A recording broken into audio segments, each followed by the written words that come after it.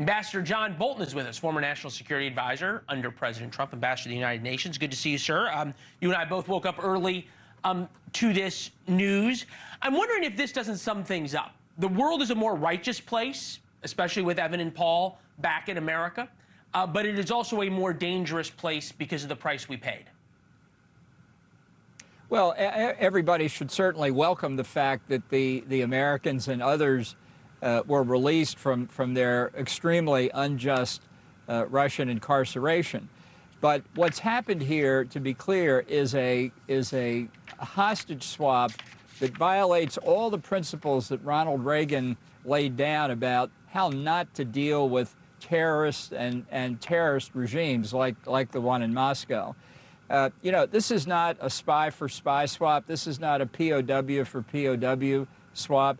This is criminals for innocent Americans swap. And if you look at the overall shape of the exchange, it's like Putin is cleaning a house in his Russian prisons. They've got 7 Russian dissidents, in effect, exiled. You say, well, it's better for them to be out of prison than in a Russian prison. Of course, their families and friends are still hostage back in Russia.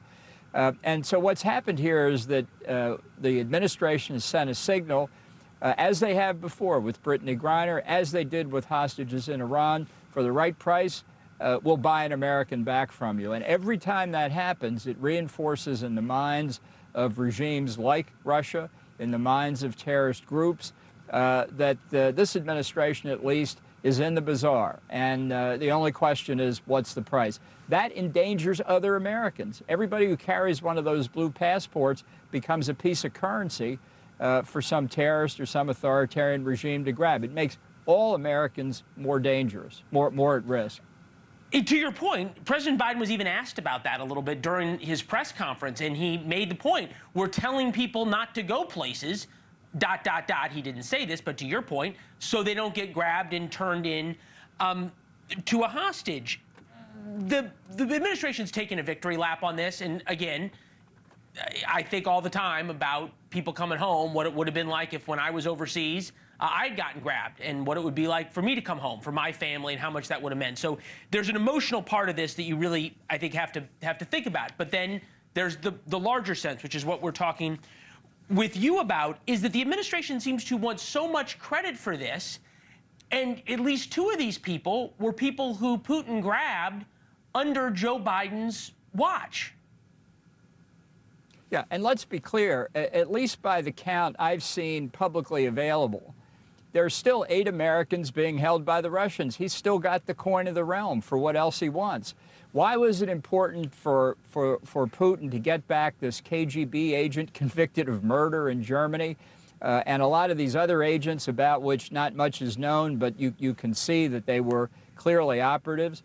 They want to find out what these people have divulged, what Russian tradecraft, what Russian assets have been compromised. They want to know what was not divulged that may still be safe. They want to know what Western questioners were asking them. There's real tangible intelligence value to the Russians to get their people back. The value to us is that people being unjustly held get released. And you're right, there's no doubt. Everybody, purely from a humanitarian point of view, welcomes this. And it's I have to admit, the logic of national security is cold. It sounds cold until the next hostages are grabbed. Then you see the logic.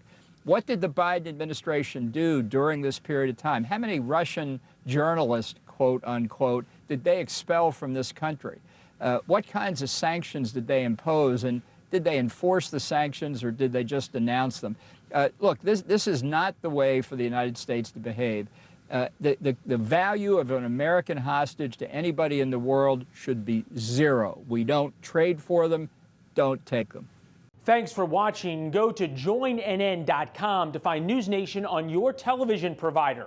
And don't forget to click the red subscribe button below to get more of NewsNation's fact-driven, unbiased coverage.